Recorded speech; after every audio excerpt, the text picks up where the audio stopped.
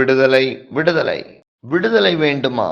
கடன் பாரத்திலிருந்தும், சாபத்திலிருந்தும், வியாதியிலிருந்தும், கொடூரத்திலிருந்தும், பலவீனத்திலிருந்தும், மந்திர சூனியம் செய்வனை கட்டுகளிலிருந்தும், பிசாசு பிடியிலிருந்தும், குடிவரியிலிருந்தும் சில நிமிடம் உங்களோடு தன்னிடம் கடன் பெற்றோர்களை குறித்து ஒரு நாளிலே கணக்கு பார்க்கும்படி உட்கார்ந்தான் செல்வந்தன் ஒருவன். கடன் வாங்கிய ஒருவன் வாங்கிய கடனை திருப்பி செலுத்தாமல் இருப்பதை கண்டுபிடித்து அவனை பிடித்து செல்வந்தனுக்கு முன்பாக கொண்டு வந்து நிறுத்தப்பட்டான். அவனுக்கோ கடனை திருப்பி செலுத்திட போதிய வசதி இல்லை. எனவே அவனையும் அவன் பெண்ஜாதி பிள்ளைகளையும் அவனுக்கு உண்டான எல்லாவற்றையும் விற்று கடனை அடைக்கும்படி கட்டளையிட்டான்.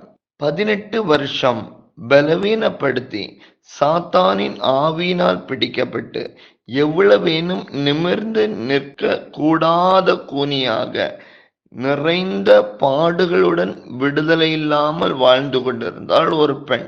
12 வருஷ காலமாக உதிர போக்கினால் அவதிப்பட்டு தன்னுடைய ஆஸ்திகள் எல்லாவற்றையும் வைத்தியர்களிடத்தில் செலவழித்தும் குணமடையாத நிலையில் ஒரு பெண். பொல்லாத பிசாசின் ஆவியினால் பிடிக்கப்பட்ட ஒரு மகன். அந்த ஆவி அவனிடம் வரும்போது அலறுவான். அது அவனை நுரைத்தள்ளி அலக்களித்து அவனையும் கசக்கின பின்பு அவனை விட்டு நீங்குவது அரிதாயிருக்கிறது என்று சொல்லி மகனின் நிமித்தம் வேதனைப்படுகிற ஒரு தகப்பன். இதை வாசிக்கிற நீங்களோ அல்லது உங்களை சார்ந்தவர்களோ இப்படிப்பட்ட ஏதேனும் ஒரு சூழ்நிலையில் காணப்படுகிறீர்களா இருந்தால், யார் என்னை இந்த பாரமான சூழ்நிலையிலிருந்து விடுதலை செய்யக்கூடும் என்று கலங்கி நிற்கிறீர்களா? கவலைப்படாதீர்கள், உங்களுக்கு ஒரு நற்செய்தி. இலவசமாய் விடுதலை கொடுக்க ஒருவர் உண்டு.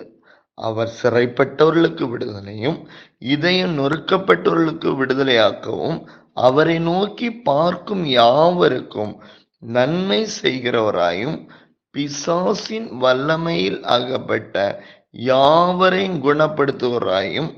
லூக்கா 4:18, அப்போஸ்தலர் நடபடிக்கைகள் 10:38 படி கல்வாரி சிலுவையில் நம்முடைய பாவங்கள், சாபங்கள், வியாதிகள், மீறுதல்கள் எல்லாவற்றிற்காகவும் இரத்தம் சிந்தி மரித்து 3ஆம் நாள் உயிர்த்தெழுந்த இன்று உயிரோடு இருக்கிறவராகிய இயேசு கிறிஸ்து என்னும் இரட்சகர் ஒருவர் இருக்கிறார். அவரையே நீங்கள் நம்பிக்கையோடு நோக்கி பார்ப்பீர்கள் என்றால் விடுதலை பெறுவீர்கள். ஆம், கடனாளியாக நிறுத்தப்பட்டவன் எஜமானிடம் தரைமட்டம் விழுந்து தன்னை தாழ்த்தினான். அதனால் கடனிலிருந்து விடுதலை பெற்றான்.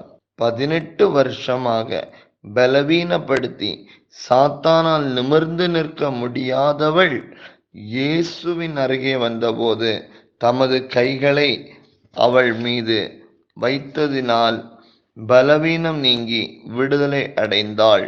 மேலும் 12 வருஷங்கள் உதிரப்போக்கு காரணமாக சொத்துக்கள் முழுவதையும் வைத்தியர்களிடத்தில் செலவழித்தும் குணமடையாதவள் இயேசுவின் ஆடையை தொட்டால் சுகமாவேன் என்று நம்பிக்கை வைத்து இயேசு வழி நடந்து போகையில் ஆடையை தொட்டு விடுதலையை பெற்றுக்கொண்டாள்.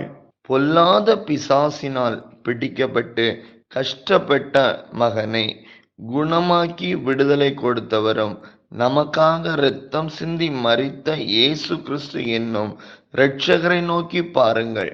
நிச்சயமாகவே நீங்களும் விடுதலை பெறுவீர்கள். கடவுள் உங்களை ஆசீர்வதிப்பாராக. ஆமீன். குறிப்பு: தூய வேதாகமம் மத்தேயு 28:19-20 அடிப்படையிலும் இந்திய அரசியல் சட்டம் சரத் 25 கீழ் அளிக்கப்பட்டுள்ள அடிப்படையிலும் இந்த கைப்பிரதி பிரசுரிக்கப்பட்டு விநியோகிக்கப்படுகிறது. மன்றாட்டு ஜப ஊழியங்கள், கன்னியாகுமரி மாவட்டம் 629201. ஜப உதவிக்கு 9000 34 00 5003.